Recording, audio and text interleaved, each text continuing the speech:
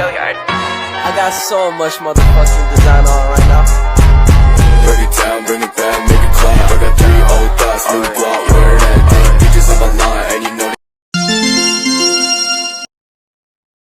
Perkenalkan, kami dari kelompok 4. Kami akan menjelaskan materi mata kuliah digital marketing, materi tentang e-customer. Baik, kami akan memulainya.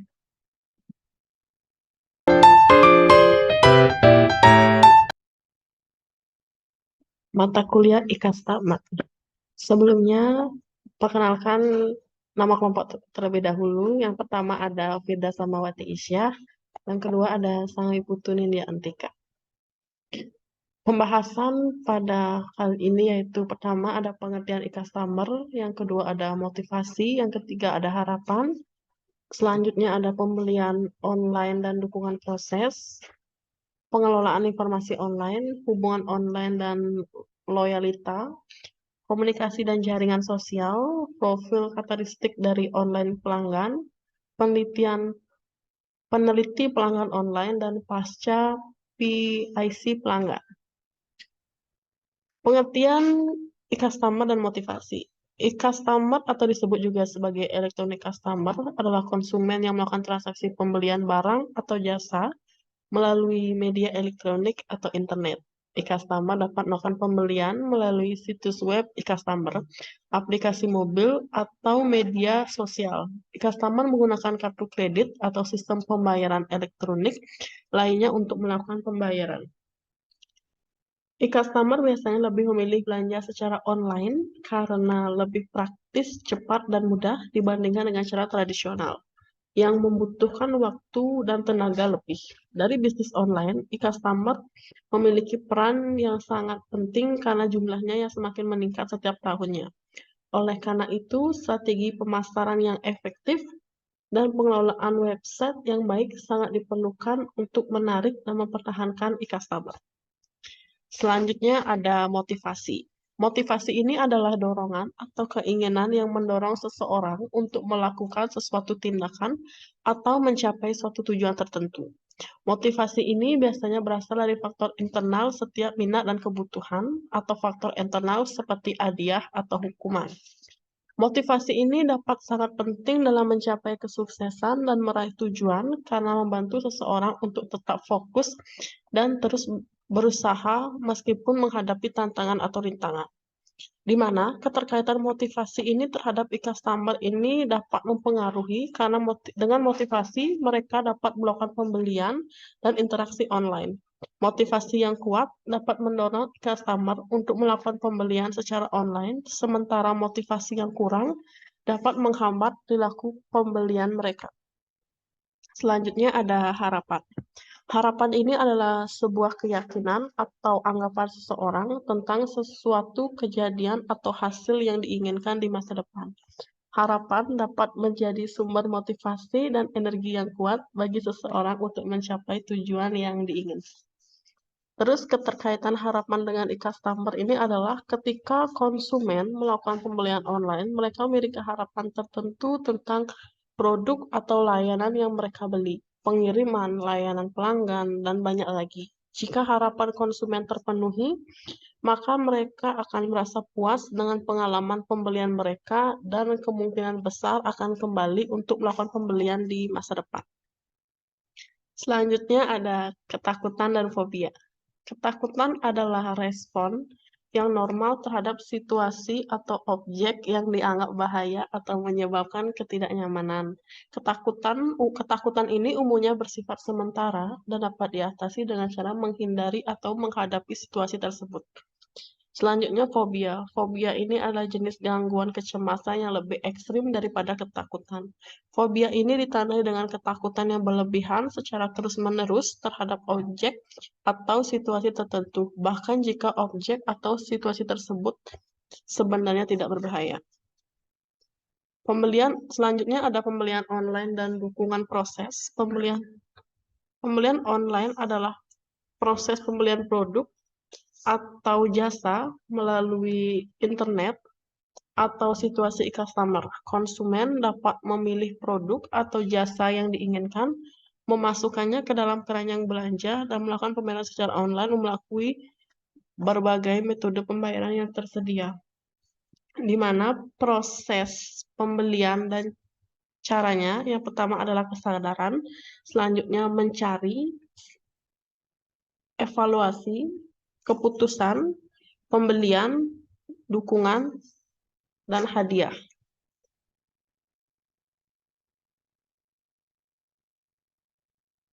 Selanjutnya, pengelolaan informasi online. Pengelolaan informasi online adalah proses pengelolaan, penyimpanan, pengorganisasian, dan pengontrolan informasi yang disimpan di internet atau di platform digital lainnya. Pengelolaan informasi online melibatkan pengumpulan, pemrosesan, dan penyimpanan informasi digital dalam bentuk teks, gambar, video, dan data lainnya, serta memastikan informasi tersebut tersedia dan terjamin keamanannya. Di mana tujuan dari informasi online adalah untuk memfasilitasi akses dan mudah dan cepat terhadap informasi yang diperlukan oleh pengguna internet, serta memastikan keamanan informasi dan perlindungan data pribadi. Pengelolaan informasi online melibatkan pengguna teknologi dan sistem informasi yang canggih, termasuk sistem database, penyimpanan cloud, algoritma otomatis untuk mengorganisasi informasi secara efektif dan efisien. Di mana Charles memiliki Huffaker 5 tahapan dari tempat informasi pengelolaan. Kelima tahapan tersebut, yang pertama ada paparan. Paparan ini, jika konten tidak hadir cukup lama, pelanggan tidak akan dapat memprosesnya. Pikirkan halaman pembuka, iklan produk, atau gelombang. Jika ingin mengubah juga dengan itu cepat akan membuka dan akan diterima. Terus tahap kedua ada perhatian, di mana pikiran manusia memiliki kapasitas terbatas untuk memilih yang utama pesan dari layar yang penuh dengan format teks kolom tunggal tanpa judul atau grafik. Gerakan ukuran teks dan warna membantu menarik perhatian untuk pesan-pesanan utama. Catatan, meskipun ini menunjukkan bahwa perhatian langsung tertuju pada konten, bukan berarti judul dapat navigasi sistem. Terus selanjutnya ada pemahaman dan persepsi, di mana tahap ini mereka mengacu pada bagian pengalaman penaksiran kombinasi grafik, teks, dan multimedia di situs web.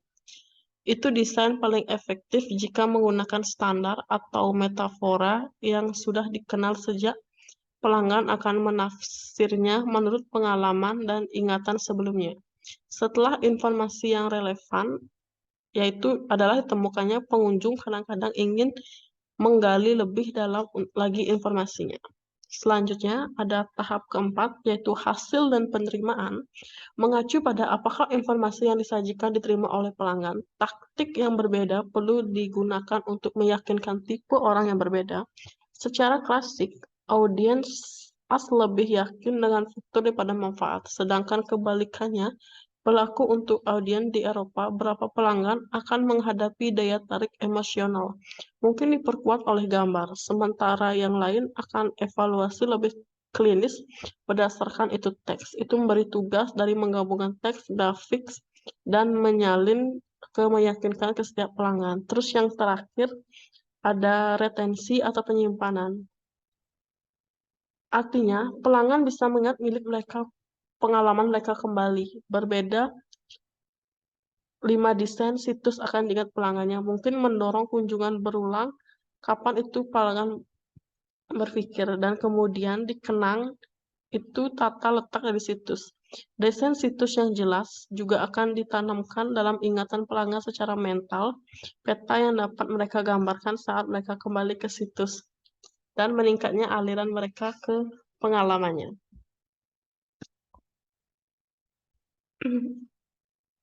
Selanjutnya, saya akan membahas tentang hubungan online dan loyalitas, yaitu di mana mempertahankan pelanggan yang sudah ada 5 kali lebih menguntungkan daripada memperoleh pelanggan baru.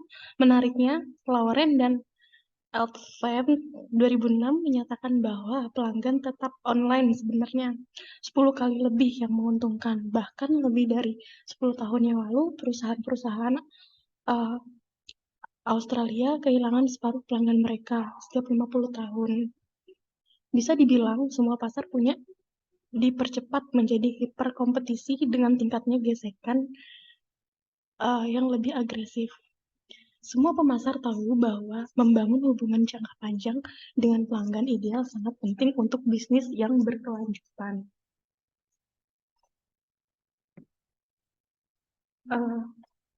Lalu kegagalan membangun hubungan juga sebagian besar disebabkan oleh Dom kegagalan penelitian ini menunjukkan bahwa dengan mempertahankan 5% lebih banyak pelanggan, perusahaan elektronik dapat meningkat keuntungan mereka sebesar 25% sampai 95%. Bagian ini juga menjelaskan teknik membangun dan mempertahankan hubungan dengan pelanggan menggunakan kombinasi teknik online dan offline. Memindahkan pelanggan ke atas, apa yang dirujuk oleh Considen dan Murray sebagai tangga kesetiaan dari tersangka ke prospek, ke pelanggan, ke klien, ke advokat yang benar-benar setia dan dengan senang hati menyebarkan berita tentang produk dan layanan kami.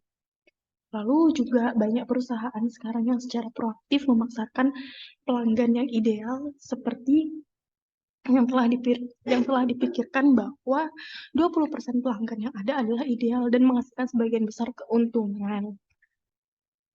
Beberapa pelanggan mencapai titik impas sementara yang lain tidak setia atau promikos. Pelanggan adalah pembuat kerugian.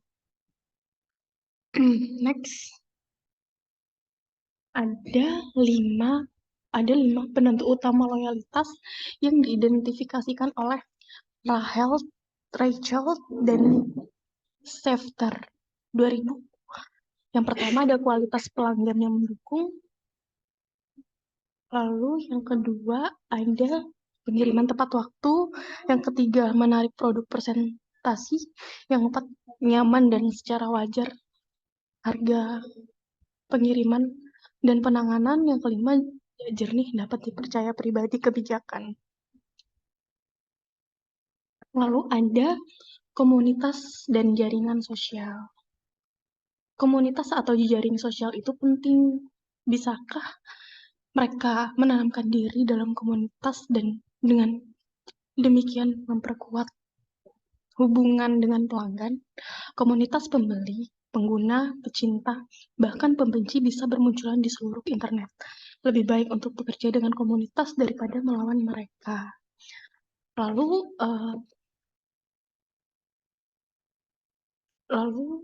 bagaimana bisa mewujudkan janji komunitas?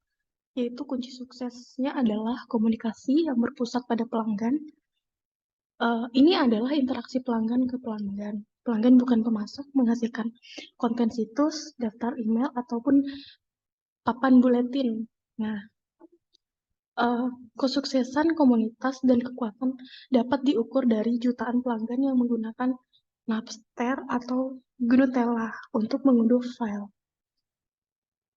Sebagian besar contoh komunitas adalah situs perantara yang tidak bergantung pada produsen atau pengecer tertentu. Sebuah pertanyaan yang ditanyakan sebelum memulai program pembangunan komunitas adalah, dapatkah kepentingan pelanggan dilayani dengan baik melalui komunitas independen perusahaan? Jadi, maka itu kemungkinan yang terbaik untuk membentuk komunitas yang merupakan varian merek dibedakan dari induknya. Lanjut, ada profit karakteristik dari online pelanggan.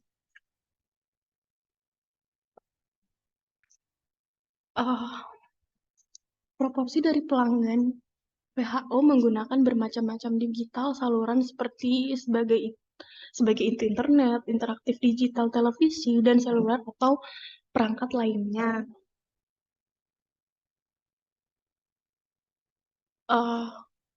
Proporsi dari pelanggan WA WHO yang pertama memiliki akses ke yang saluran atau saluran, yang kedua terpengaruhi oleh menggunakan yang saluran atau saluran, yang ketiga beli menggunakan saluran atau saluran yang mana. Lalu di sini juga ada karakter pengguna masuk ke organisasi. Nah, yang pertama ukuran dari perusahaan atau karyawan atau pergantian, yang kedua industri, sektor, dan produk, yang ketiga organisasi jenis seperti pribadi, publik, pemerintah, dan bukan laba. Yang keempat ada divisi, yang kelima ada negara dan wilayah. Oke, terus ada profil pelanggan. Yang pertama ada nama, yang kedua peran dan tanggung jawab dari pekerjaan, judul, fungsi, atau nomor dari staf yang dikelola. Yang ketiga peran di dalam pembelian keputusan atau membeli pengaruh. Yang keempat departemen, yang kelima produk minat, yang keenam demografi. Itu seperti usia atau sosial kelompok. Adapun juga karakteristik pelanggan ideal, yang pertama persentase dari perusahaan dengan akses, yang kedua terpengaruhi daring, yang ketiga beli daring. Lalu ada meneliti pelanggan online. Meneliti pelanggan online adalah mengumpulkan dan menganalisis data tentang perilaku dan preferensi pembeli yang menggunakan platform online untuk berbelanja atau membeli produk dan layanan. Dalam penelitian ini, tujuan utamanya adalah untuk memahami perilaku dan preferensi pelanggan online untuk membantu pengambilan keputusan bisnis yang lebih baik dan meningkatkan pengalaman pelanggan. Dan juga penelitian ini dapat melibatkan pengumpulan data tentang perilaku belanja online. Lalu, ada hal yang dibutuhkan untuk mengetahui tentang pelanggan online. Yang pertama, siapa mereka? Itu demografi dan psikografi. Yang kedua, mengerjakan apa yang mereka inginkan. Lalu yang ketiga, bagaimana mengerjakan mereka? Membeli online atau luring atau campuran mode. Yang keempat, kapan mereka membeli? Yang kelima, bagaimana jika telah menemukan pesaing? Pemodelan persona pengunjung situs adalah teknik yang ampuh untuk membantu meningkatkan kegunaan dan customer centricity dari sebuah situs web. Persona pada dasarnya adalah deskripsi thumbnail dari jenis dari orang. Mereka pernah digunakan untuk panjang waktu di dalam riset segmentasi. Lalu ada skenario yang dapat dikembangkan untuk setiap persona, yaitu pelanggan baru sampai pembukaan akun online. Yang kedua, ada pelanggan yang sudah ada sampai mentransfer sebuah akun daring. Yang ketiga itu yang ada pelanggan sampai sebuah temuan produk baru. Jadi, penggunaan skenario merupakan teknik desain web yang sederhana namun sangat powerful, yang masih rela dan sangat jarang dalam desain situs web.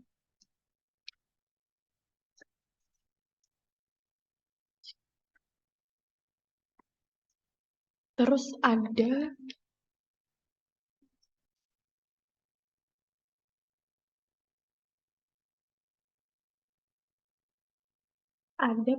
pasca atau PC pelanggan. Akses web melalui PC akan menurun secara proporsional karena lebih banyak orang menggunakan ponsel, perangkat genggam, mobil, pakaian, dan dunia virtual untuk terlibat dengan internet. Banyak hal berubah. Ini melihat dari itu, masa depan, lingkungan, dan apa itu pasca pelangganan mungkin menjadi menyukai. Oleh itu,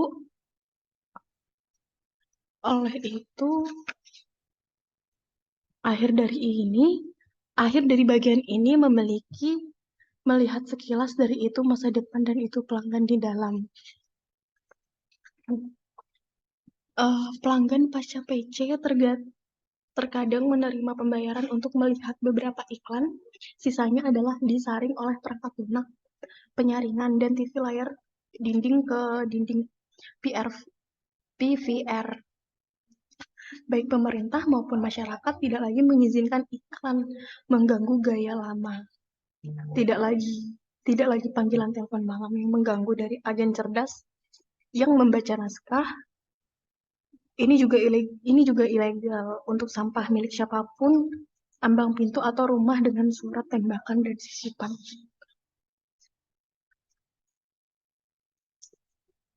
Meskipun kelelahan informasi dan dikompresi waktu, pelanggan pasca PC banyak hidup lebih lama dibanding banyak boot, dan tentunya lebih lama dari kebanyakan merek baru yang sepertinya akan datang dan pergi. Itu 150 tahun orang memiliki sudah banyak yang dilahirkan. Sementara itu, kembali ke peternakan, gelombang mikro bersikeras menawarkan saran dan ideal anggur. Pergi dengan milikmu makanan. Oke.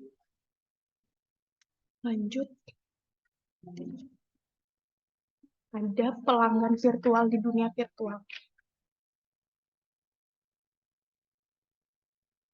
Sekarang masuklah ke dunia maya pada saat ini di mana dapat meninggalkan tubuh dan menjadi diri virtual yang sepenuhnya, baik pria, wanita, atau hibrida.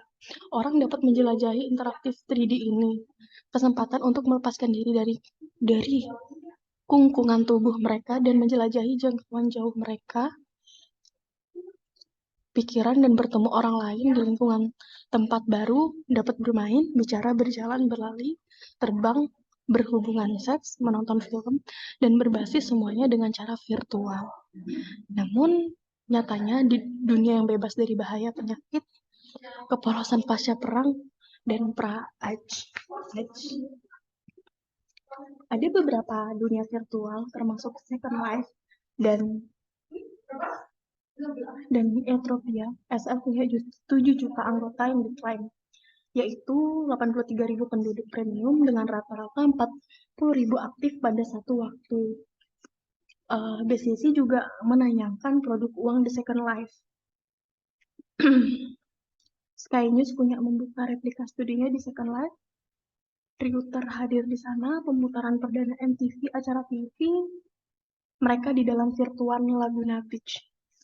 Audites Drive virtual.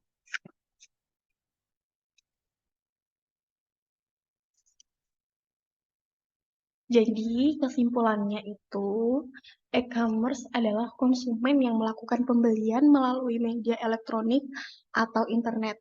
E-customer memiliki banyak keuntungan dalam berbelanja online, seperti kemudahan, hemat waktu, dan tenaga. Lebih banyak pilihan produk dan mudah melakukan transaksi, namun e-customer juga menghadapi tantangan seperti keamanan transaksi, secepatnya pengiriman, dan kualitas produk. Oleh karena itu, situs web e-commerce harus menyediakan layanan pelanggan yang baik dan responsif, serta memberikan pengalaman pengguna yang baik untuk menarik dan mempertahankan e-customer. Pelanggan B2C termotivasi untuk online karena berbagai alasan sosial, belanja, dan hiburan. Pelanggan B2B didorong oleh hemat biaya, kecepatan, dan penjualan. Perusahaan yang tercerahkan menyadari ada motivator lain seperti peningkatan hubungan pelanggan sebagai tambahan memberikan produk atau layanan yang luar biasa. Temukan apa yang memotivasi pelanggan dan kemudian replikasikan melalui komunikasi online dan offline, formula sederhana untuk sukses. Pelanggan online biasanya penakut dan memiliki banyak kecemasan. Perusahaan yang berhasil meyakinkan pelanggan dengan mengkomunikasikan keamanan, privasi, dan kemudahan pengguna mereka secara jelas, yang didukung oleh kualitas layanan yang nyata, akan menuai hasil melalui loyalitas pelanggan.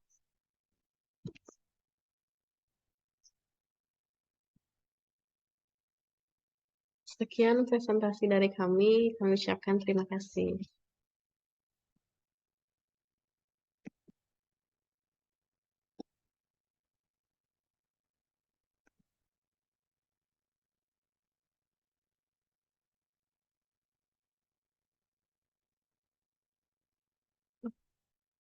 Ini yang langsung Udah bisa nih. Bad, make it clap. I got 3 old thoughts, new block.